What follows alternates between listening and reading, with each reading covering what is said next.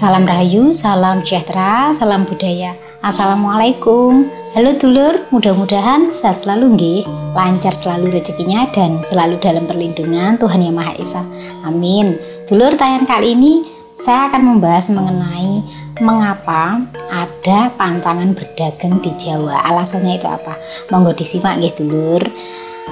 Mungkin ini sebagai tambahan sedikit wawasan saja ya. Wilujeng rahayu, sugeng midhangetaken.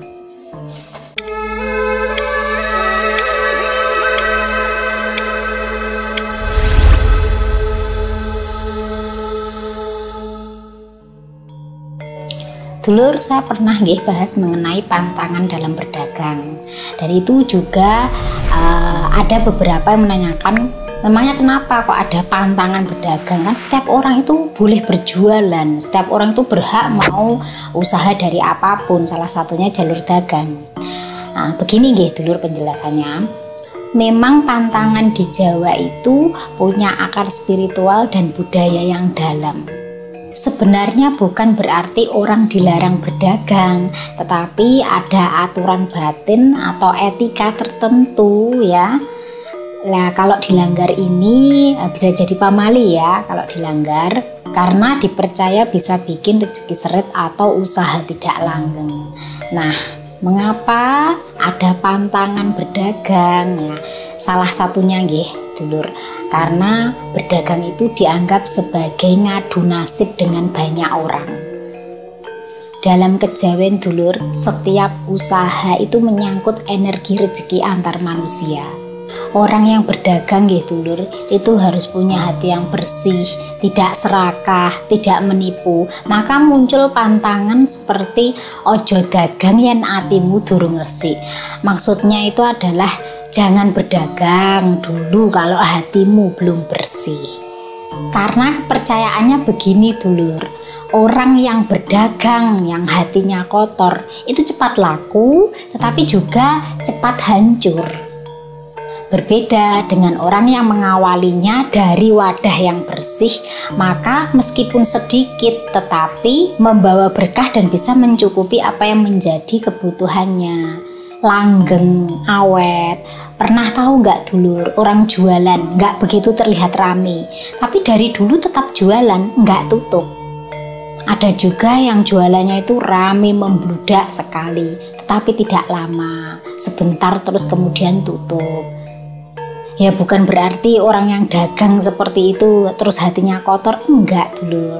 Maksudnya menggambarkan bahwa sesuatu yang diawali dengan hati yang bersih itu langgeng.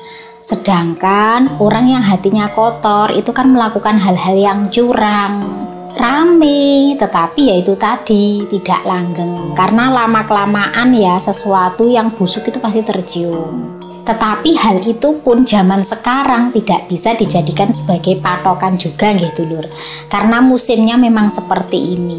Segala sesuatu orang cepat suka, cepat bosan. Jadi kalau ada yang masih langgeng sampai saat ini itu benar-benar sungguh luar biasa. Berikutnya, mengapa sih ada pantangan berdagang di Jawa? Karena ada wewayangan rezeki dulur.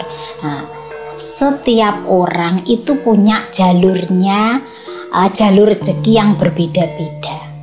Kalau seseorang bukan jalur dagang, sekeras apapun berusaha, itu tetap saja gagal, sering gagal maksudnya ya, atau tidak sesuai dengan batinnya. Jadi tidak cocok secara batin. Nah, maka dari itu pernah nggak panjenengan dengar ada perkataan yen dudu wewayange dagang ojo meksa. Artinya gini dulur, kalau takdirnya bukan dari berdagang ya, maka jangan dipaksakan. Karena setiap orang itu jalur rezekinya beda-beda ya. Kalau semua orang berdagang, ya nanti siapa yang jadi kurir, nanti siapa yang jadi pembeli, kan bisa barter. Nah, kan tidak semua orang punya modal ya untuk berdagang, dan dagangnya kan tidak mesti barang Di sini lebih dititik beratkan dagang itu adalah barang Nah, beda kalau jasa.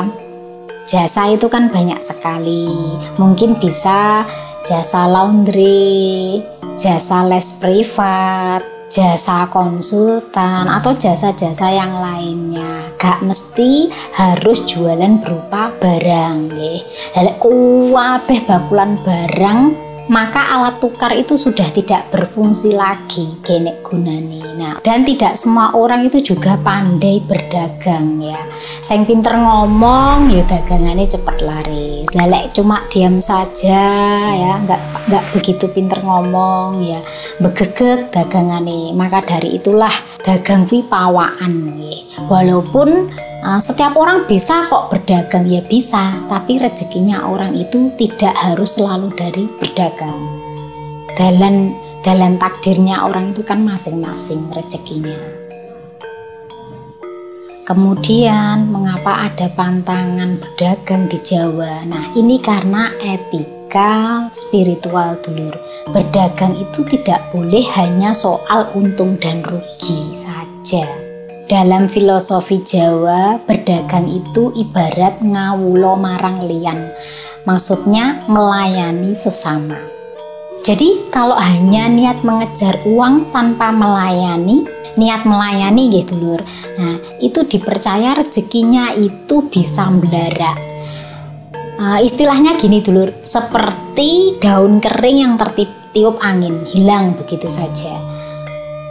Makanya melayani sepenuh hati itu penting sekali. Sampai ada istilah pembeli adalah raja. Ini tuh sebenarnya masuk ke etika spiritual dulur. Ngawulo marang liyan. Jadi tidak merasa menjadi orang yang dibutuhkan, tetapi sama-sama saling membutuhkan. Butuh uang dari barang yang dijual, dan yang beli ini juga butuh barang untuk keperluannya. Nah, jadi saling sama-sama membutuhkan. Kemudian ada juga hari dan arah pantang. Nah, ini masuknya ke primbon gitu lur. Hari-hari yang dianggap pantang dalam berdagang. Nah, tetapi ini tidak saya jelaskan karena ini masuk ke penjelasan primbon. Sedangkan ini kan saya menjelaskan secara spiritualnya, nggih. Jadi primbon itu bagian dari ilmu titen, dan ini penjelasannya adalah mengenai dari rasa. Baik, berikutnya dulur, ini berkenaan dengan uji kesabaran dan ketulusan. Berdagang itu bukan hanya sekedar profesi dulur, tetapi ujian spiritual. Makanya ada pepatah, orang dagang itu harus sabar dan jujur. Kalau tidak, itu akan kena kutuk rezeki sendiri. Jadi dulur, pantangan berdagang di Jawa itu bukan melarang orang berdagang, tapi mengajarkan bahwa rezeki itu bukan soal usaha lahir, tapi juga kebersihan batin dan keselarasan dengan jalan hidup. Itulah mengapa ya ada pantangan berdagang di Jawa ya. Ini menurut pandangan spiritual gitu lur. Tetapi kalau dikaitkan dengan ilmu titen yang masuk ke primbon Jawa, beda lagi nggih penitennya. Itu nanti mengenai sikap, arah, hari ya atau waktu, ataupun benda yang digunakan sebagai simbol untuk penarik rezeki. Dulur, kalau berbicara mengenai ajaran Jawa atau kejawen itu selalu ada dua cara pandang ya, yaitu agama formal dan kearifan lokal yang spiritual. Sayangnya dulur, sebagian orang itu hanya melihat dari satu sisi, lalu mudah sekali memberi cap menyimpang tanpa mencoba memahami makna terdalamnya. Kalau ditelaah pelan-pelan ya dulur, ajaran kejawen itu bukan menyaingi agama, tetapi melengkapi sisi batin manusia. Seperti pantangan berdagang itu bukan menolak rezeki, tapi mendidik hati supaya tidak serakah, supaya bersikap dan beretika yang baik, supaya ngerti aturan. Masalahnya dulur, orang yang merasa paling benar itu hanya berpegang pada kulit luar ajaran, bukan pada nilai inti kasih dan kebijaksanaan di dalamnya. Kadang mereka ini lupa bahwa agama itu untuk menjernihkan hati, bukan untuk menghakimi. Saya tidak menyembah tradisi dulur, saya hanya menghormati kebijaksanaan leluhur yang sesuai dengan nilai kebaikan. Yang saya pelajari bukan menyimpang, hanya cara yang berbeda untuk mengenal Tuhan. Karena kebenaran tidak harus selalu memakai bahasa yang sama. Saya belajar dari leluhur bukan untuk mengganti agama, tapi untuk memperdalam adab dan rasa hormat terhadap ciptaan Tuhan. Itu pun bagian dari iman, nggih. Saya sangat menghargai pendapat, tetapi saya tidak suka berdebat. Karena bagi saya kebenaran itu untuk merangkul, bukan untuk memukul. Saya tidak memaksakan siapapun untuk seperti saya, tetapi mari kita hidup berdampingan, saling menghormati. Karena saya selalu berusaha apa yang saya sampaikan ini sebelumnya sudah melalui filter nggih dulur. Kalau masih brosot ucapan-ucapan saya yang keperucut, ya saya mohon maaf nggih. Mudah-mudahan bermanfaat. Saya Fitrika, salam rahayu.